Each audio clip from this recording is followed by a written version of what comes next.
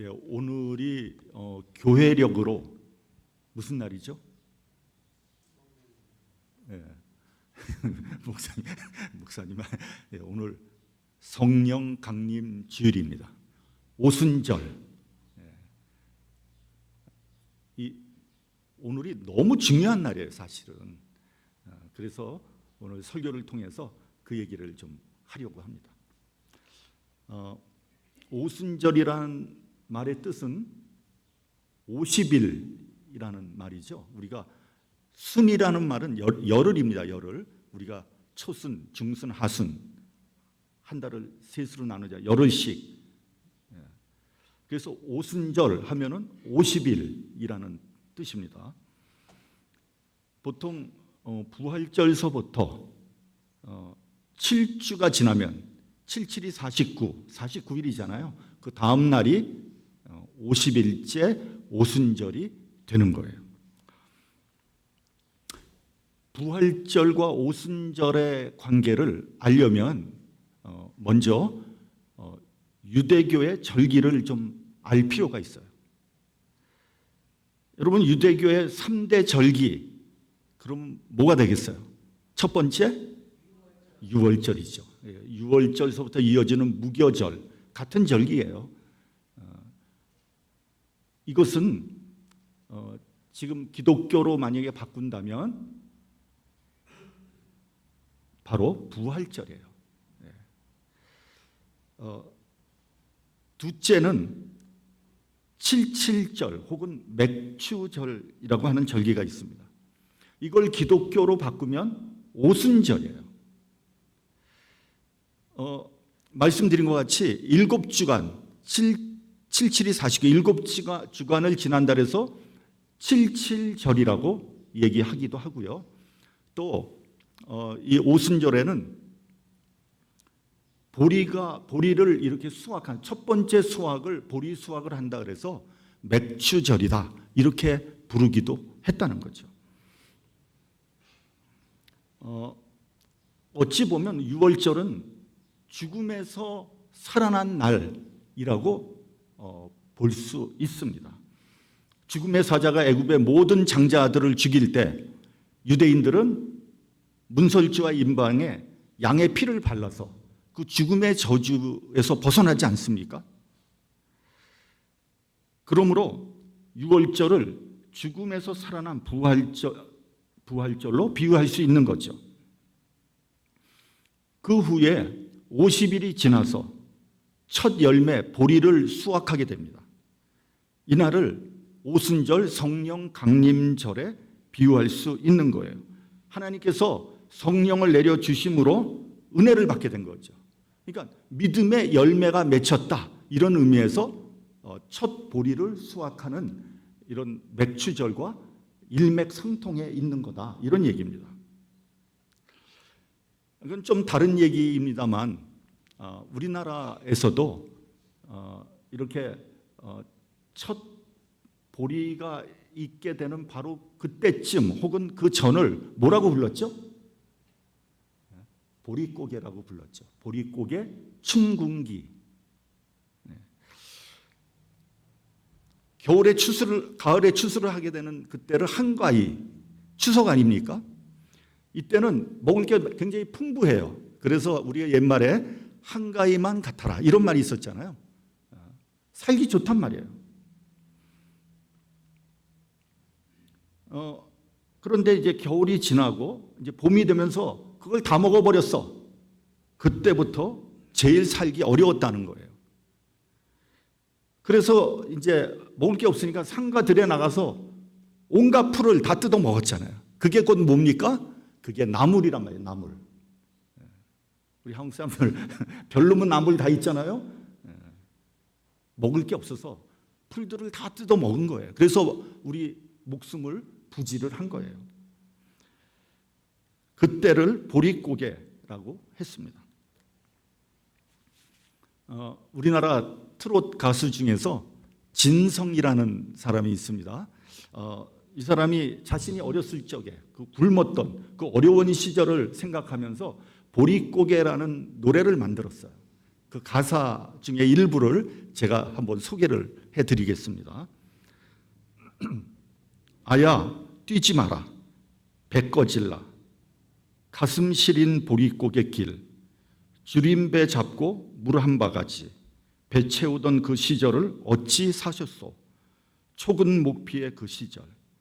그러니까 본인이 자기가 직접 경험한 것을 담았기 때문에 굉장히 실감이 납니다.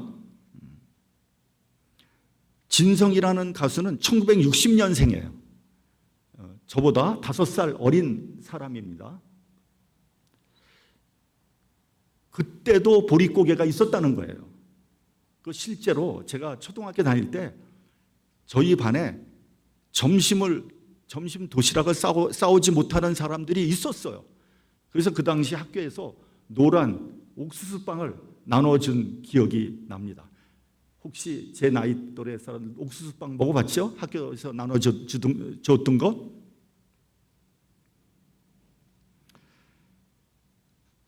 어둡고 슬픈 이야기인데 한번 제가 좋은 이야기를 한번 하겠습니다. 그렇게 가난하고 못 살았던 우리나라가 지금 세계적인 강국이 되었어요. 이게 믿어지지 않는 사실입니다. 가장 가난한 나라에서 선진국으로 도약한 유일한 나라가 바로 한국이에요. 그래서 이 한국을 보고 이제 도전을 받아서 중진국, 후진국들이 열심히 노력해서 한국과 같은 선진국이 돼보자. 지금 이렇게 하고 있습니다.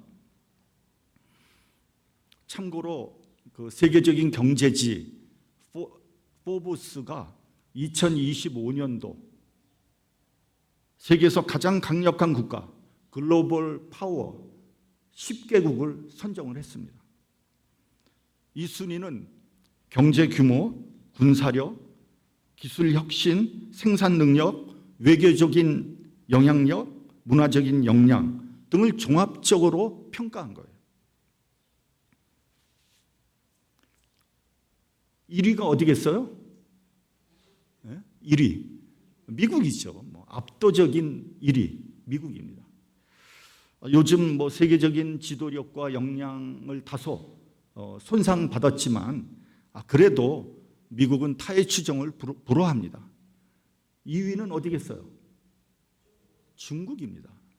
중국은 경제력에서 이미 미국의 70%까지 다가왔습니다.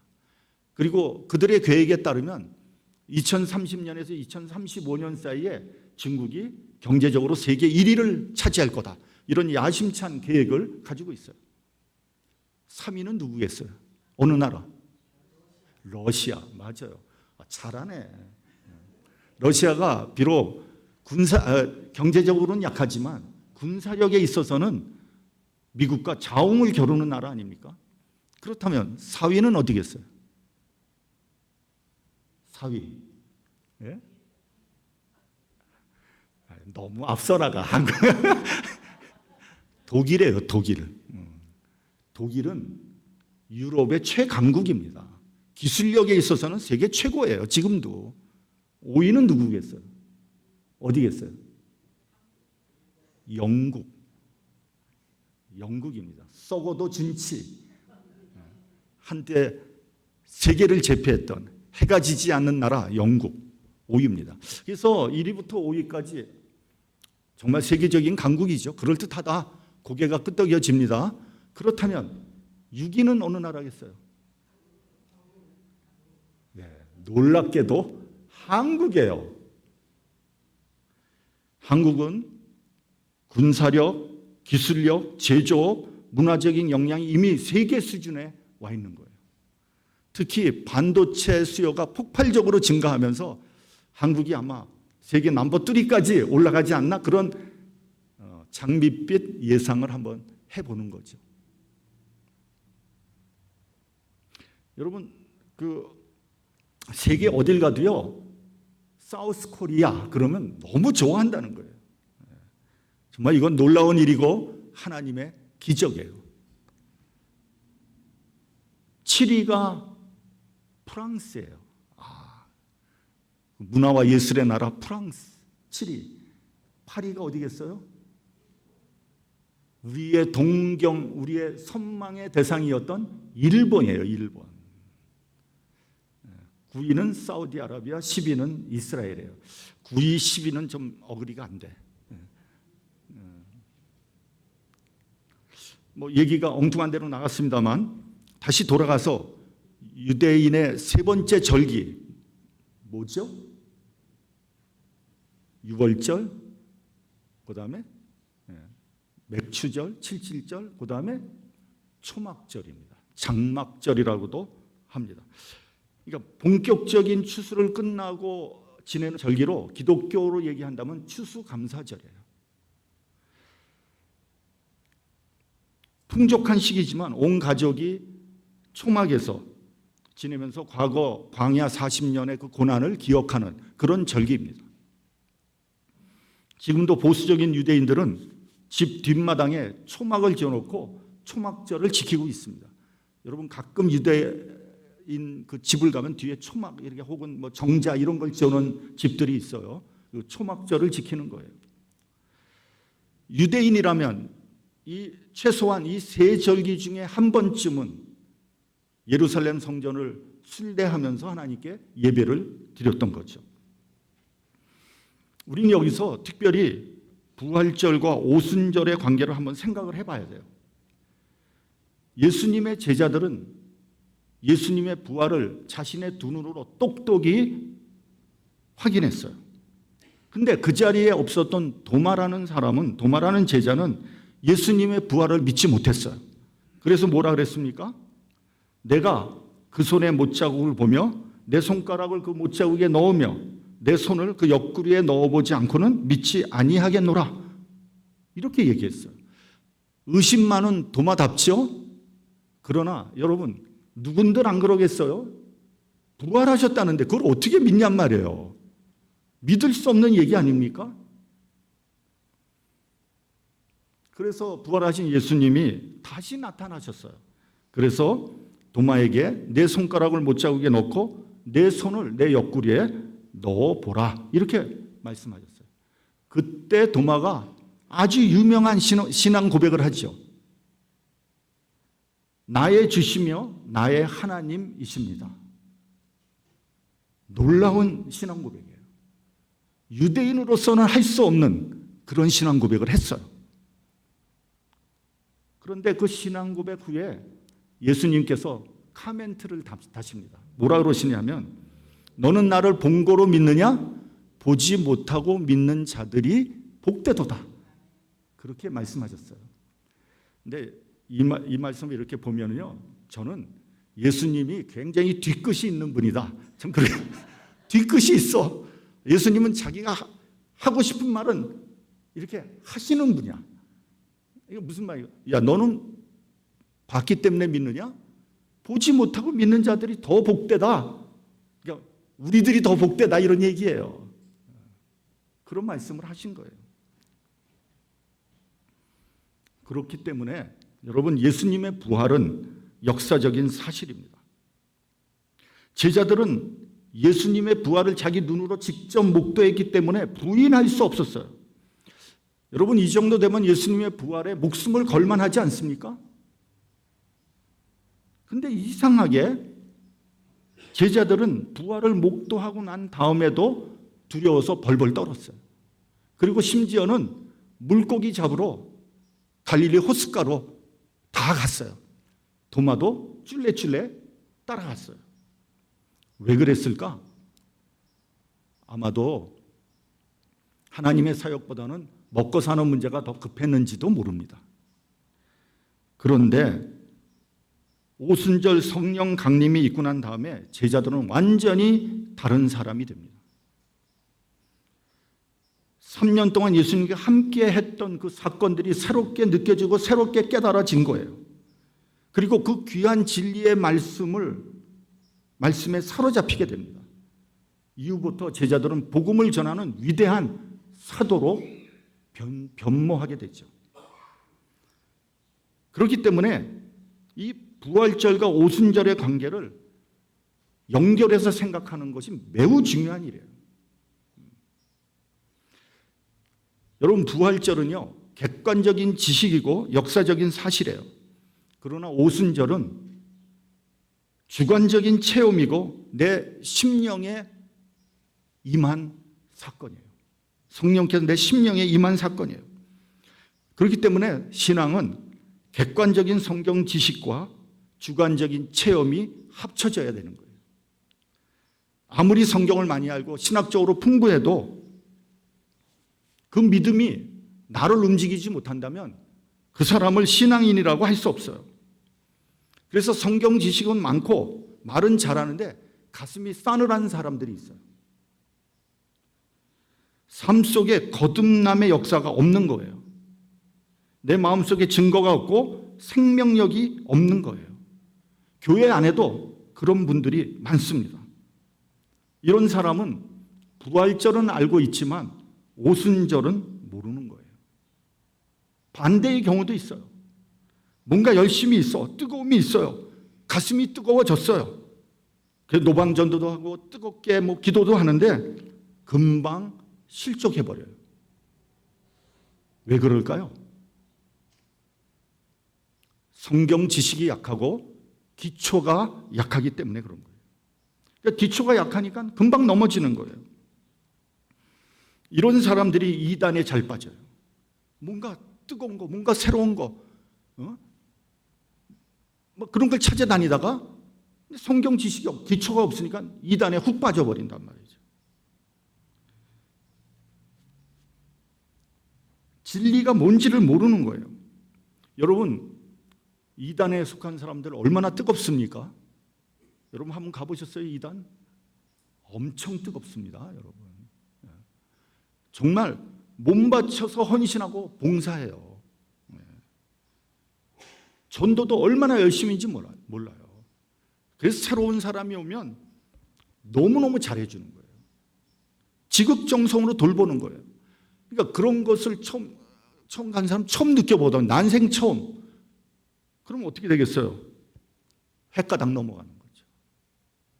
그런 상태에서 이단의 성경 공부를 배우면요, 그게 진리인 줄 알고 이단에 깊이 빠져들어가는 거예요. 한번 빠져들어가면요 나오기 힘들어요. 한번 이단의 논리에 빠지면요 다른 소리가 들리지 않아요. 부모, 형제 다 부인합니다. 제가 몇 년 전에 TV에서 한번 봤는데요, 딸이 신천지에 빠졌어. 그래서 엄마가 그 딸을 찾아서 돌아다니다 딸을 만났어. 신천지 앞 교회에서 막 기다리고 있는 거야. 딸이 나왔어. 딱 만났잖아요. 엄마가요 아주 호소를 하는 거예요. 야, 이제 그만 집으로 돌아가자. 그랬더니 그 딸이 하는 말이 뭔지 아세요? 당신은 내 엄마가 아니에요. 딱 하면서 매정하게 돌아서는 거예요. 그러니까 엄마가 막 눈물을 흘리는데 뭐 어쩌겠어요. 다 큰 딸인데. 그러면서 그들은 이런 성경 구절을 인용합니다. 누가 내 모친이며 내 동생들이냐? 누구든지 내 아버지의 뜻대로 하는 자가 내 형제요 자매요 모친이라. 여러분 어떻게 생각하십니까? 이 정도 되면 진리의 말씀을 흉기로 사용하는 거예요. 흉기로. 여러분 많은 사람들이 진리 하나님 말씀을 흉기로 사용합니다. 자기 유리한 대로 왜곡해서. 여러분 이 말씀은 하나님의 높은 뜻에 순종하기 위하여 인간적인 관계를 초월할 수 있다는 말씀이에요. 이건 마치 안중근 의사가 독립이라는 숭고한 뜻을 이루기 위해서 부모, 처자식을 놔두고 죽음의 길을 간 거와 똑같은 거예요.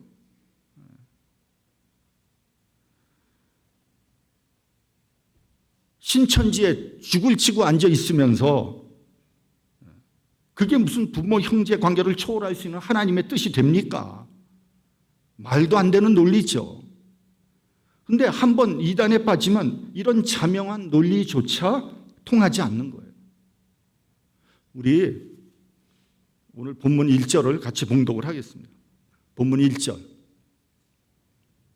자, 시작. 형제들아, 신령한 것에 대하여 나는 너희가 알지 못하기를 원하지 아니하노니. 그러니까 신령한 것에 대해서 너희들이 알아야 된다 이런 얘기예요.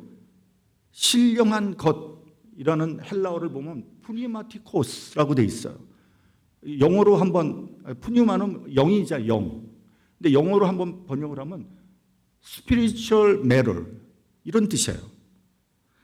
다시 말하면 뭐 방언이라든지 뭐 계시를 이렇게 뭐 본다든지 병을 고친다든지 뭐 환상을 본다든지 뭐 이런 것들이에요. 이런 영적인 현상에 대해서 알아야 된다는 거예요. 여러분, 기독교는 신령한 종교예요. 하나님 말씀도 중요하지만 신령한 체험도 중요하게 생각합니다. 신학에는 몇 가지 중요한 요소들이 있습니다. 첫째는 성경이 중요하죠.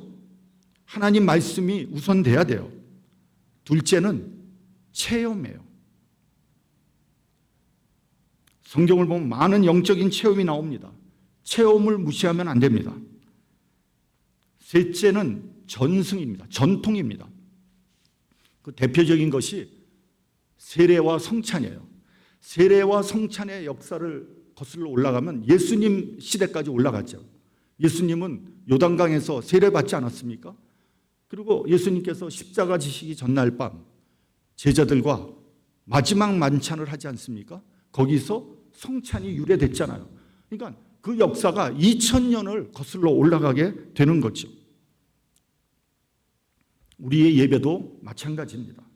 요즘은 예배 형식이 너무 많이 바뀌었지만 그래도 초대교회의 예배의 전통이 우리의 예배 가운데 면면이 내려오고 있는 거예요. 네 번째는 이성입니다. 이성. 우리의 이성도 무시하면 안 돼요. 옳고 그른 것, 좌로나 우로나 치우치지 않는 것 다 이성으로 판단하는 거예요. 가끔 어떤 분은 그런 말을 합니다. 기도 중에 자기가 무아지경에 빠졌대. 무아지경에 빠졌대. 그리고 입신이라는 것도 있습니다. 여러분, 그런 것은요 성경적인 근거는 없는 거예요. 그러니까 무아지경이라는 게 뭡니까? 그러니까 자기가 자기 스스로도 의식하지 못하는 경지 아닙니까? 그건 불교에서 나오는 거예요. 기독교에서는 그런 무아지경에 빠진 사람이 없어요. 그리고 입신, 아마 이것은 사도 바울이 세 번째 하늘에 끌려 올라간 것을 얘기하는 것 같은데 그때도 바울이 정신을 잃은 것이 아니에요. 정확하고 분명한 이성이 있었어요. 그러니까 이 네 가지 요소가 다 있어야지 건강한 신학이라고 말할 수 있는 거예요. 그런 면에서 우리 기독교는 상당한 수준의 지적이고 이성적인 종교예요. 신령한 것에 대해서 알기를 원한다고 했어요. 그러면 알지를 못하면 어떻게 됩니까? 그 해답이 본문 2절에 나옵니다. 우상이 이끄는 대로 끌려간다고 했어요. 여기서 보면 그렇게 돼 있어요. 너희가 이방인으로 있을 때 말 못하는 우상에게로 끄는 그대로 끌려갔느니라. 요즘도요 사람들이, 불신자들이 우상이 이끄는 대로 끌려갑니다. 사람들이 큰 고목나무 아래에서 절을 해요. 왜 고목나무 아래에서 절을 합니까? 아니, 고목나무에게 절을 하는 겁니까? 그럼 뭐 하는 거예요?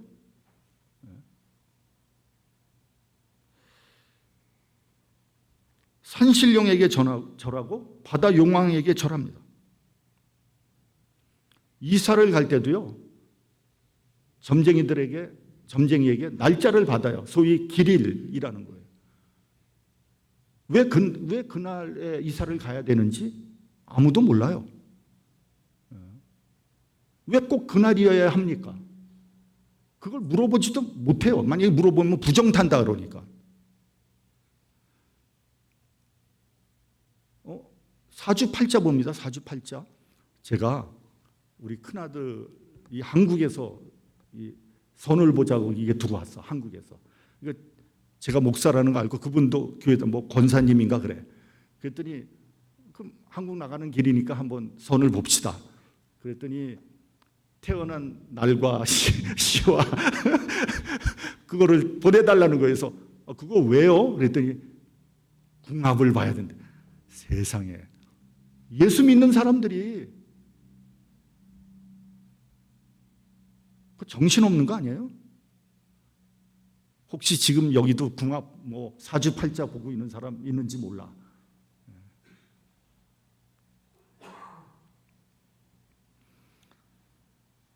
유식하고 사회적으로 높은 지위에 있는 사람들이 큰 공사를 앞두고 고사를 지내요. 근데 꼭 그 고사를 지내는 꼭 하필 그 정중앙에 뭐가 있어요? 돼지 대가리가 있어.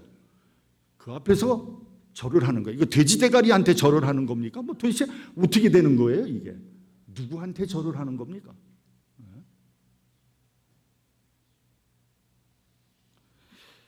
그러니까 거기에는 왜, 도대체 왜라는 물음이 없어요. 그러니까 우상이 이끄는 대로 그냥 끌려가는 거예요. 거기에는 어떤 이성적인 비판이나 합리적인 질문이 없어요. 한국 사람들 요즘도 그 제사 지내는 것을 굉장히 중요하게 생각하는 집안이 있습니다. 저희 집안이 지금도 그래요. 지금도 하회 마을에 가면 조상의 제사를 극진히 모시고 있어요. 500년 이상 원형 그대로 보존되어서 내려오고 있어요. 그래서 그것이 세계 문화유산이 됐어. 그러니까 더 열심히 지키는 거야. 저도 어렸을 적에 온 집안 일가 친척들이 모여서 제사를 지냈습니다. 그것도 밤 12시 땡 치면은 제사를 시작하는 거예요. 그 제사밥을 돌아가신 조상님들이 와서 먹는지 그건 잘 모르겠어요. 그런데 정작 여러분, 유교의 원조 어디예요? 중국이죠. 중국에서는 조상 제사가 없습니다. 없어요, 중국에서는. 그러니까 이게 뭐가 어떻게 돌아가는지 하나도 모르겠어. 그러니까 아무 생각 없이 전통이니까 지켜야 하는 것입니까? 우상이 이끄는 대로 끌려가는 거죠. 여러분, 우리 기독교인들 중에서도 그런 분들 많아요. 무슨 좀 신령한 꿈을 꾸고 나서 이거 하나님께서 나에게 주신 꿈이다. 이렇게 얘기를 해요. 어떤 환청을 듣고 나서 예수님의 음성을 들었다. 그럴 수도 있죠. 근데 그럴 수 없다는 건 아니에요. 근데 그게 잘못하면 기독교 무당이 돼요. 기독교 무당. 조심해야 됩니다. 제가 1981년도에 미국에 이민 왔거든요. 근데 제가 그 한국에 제 그리고 2살 된 아들, 이제 갓난 딸을 놔두고 왔어요. 미국에 오니까 할 것도 없잖아요. 뭘 하겠어요. 그러니까 얼마나 고민이 돼요. 제가 이제 고민을 하고 있으니까 저희 어머니께서 얘야, 아주 신령한 권사님이 있단다. 가서 기도 좀 받자. 그러는 거예요. 근데 제가 그때는 믿음이 하나도 없었거든. 그래서 정말 가기 싫었는데 어머니에게 순종하는 마음으로 따라갔어요. 따라갔는데 머리가 하얀 권사님이 기도를 한참 하더라고요.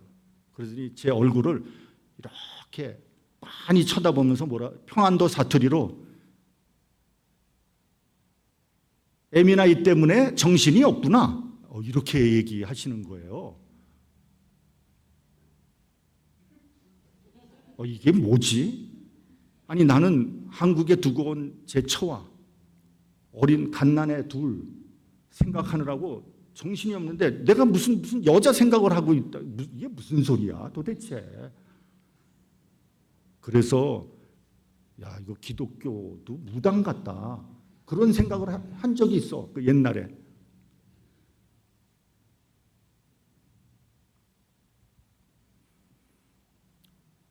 여러분, 신령한 것을 체험했을 때 이게 성경적으로, 신학적으로, 경험적으로, 이성적으로 맞는지 생각해 봐야 합니다.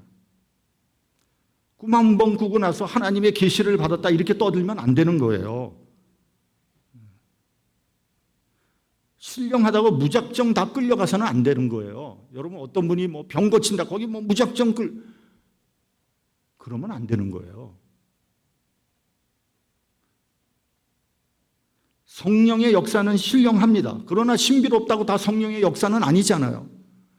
하나님의 역사는 기적이 있어요. 그러나 기적이 있다고 다 하나님의 역사가 아니잖아요. 출애굽기에 보면은 모세와 아론이 바로 앞에서 지팡이 던지니 지팡이가 뭐가 됐어요? 뱀이 됐잖아요. 바로의 술사도 그대로 했어요. 우리가 하나님 말씀, 체험, 신학, 이성, 전통 이런 것을 보고 잘 판단해야 돼요. 우리 본문 3절을 봉독을 하겠습니다. 본문 3절. 자, 시작. 그러므로 내가 너희에게 알리노니 하나님의 영으로 말하는 자는 누구든지 예수를 저주할 자라 하지 아니하고 또 성령으로 아니하고는 누구든지 예수를 주시라 할 수 없느니라. 성령으로 아니하고는 누구든지 예수를 주시라 할 수 없다. 이건 성령의 신앙 고백적인 역사예요. 이거 매우 중요한 요절입니다. 그러니까 성령이 임하면 신앙 고백을 하게 된다는 거예요. 그러니까 여러분 성경을 보면 성령에 대해서 가장 중요한 요절이 세 군데가 있는데 그 중에 한 군데가 오늘 보는 고린도전서 12장 3절입니다. 그러니까 성령의 감동이 있어야 예수를 주라고 한다는 거예요. 그렇습니다. 여러분 성령의 감동이 없이 어떻게 예수님을 나의 주인으로 고백할 수 있겠습니까? 이게 불가능한 일이거든요. 내가 언제 예수를 봤다고 예수를 나의 주인이라고 합니까? 나하고 예수하고 무슨 상관이 있어요? 2000년 전에 계셨던 예수를 내가 어떻게 나의 주인으로 고백을 할 수 있냐고요? 맨정신으로? 없어요. 성령의 감동에 의해서만 이러한 신앙 고백을 할 수 있다는 거예요. 불신자들은 돈이 나의 주인이고 명예와 지위가 나의 주인이잖아요. 그러나 우리가 성령이 임하면 주님께서 나의 주인이고 나는 그의 종이라는 것을 고백하게 된다는 거예요. 둘째 요절은 어디겠어요? 성령에 관한 둘째 요절. 마태복음 16장 16절이에요. 베드로의 신앙 고백, 주는 그리스도시요 살아계신 하나님의 아들이니입니다. 예수께서 제자들에게 물어봤죠. 너희들은 나를 누구라고 생각하느냐? 그러니까 베드로가 이렇게 신앙 고백을 한 거예요. 그때 예수께서 야, 너 정말 훌륭하다. 너 100점이다.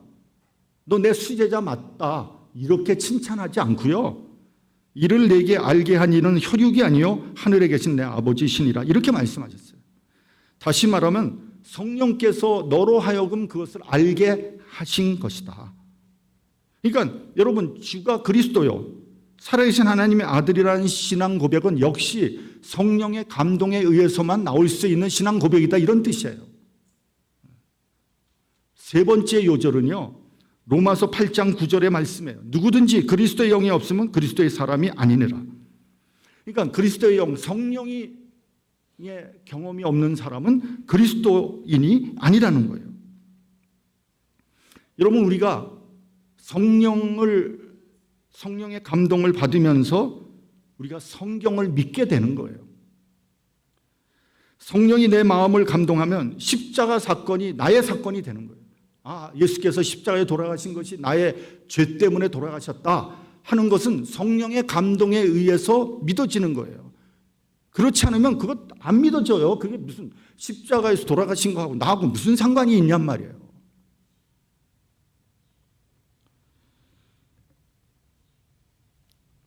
여러분 성령께서 역사해야지 부활 사건도 믿어지는 거예요. 그러니까 성령으로 믿고 성령으로 받아들이고 성령으로 헌신하고 성령으로 순종하고 성령으로 신앙 고백을 하게 되는 겁니다. 그러니까 여러분 말씀과 성령은 항상 함께 하는 거예요. 말씀 없이 성령이 역사하지 않고요. 또 성령을 떠나서 말씀이 말씀 될 수 없는 겁니다. 여러분 성령의 감동 없이 성경을 읽으면 어떻게 되는지 아세요? 이거는 단순히 지식으로 끝나는 거예요. 성경이 문학서적이 되고요. 성경이 역사서적이 되는 거예요.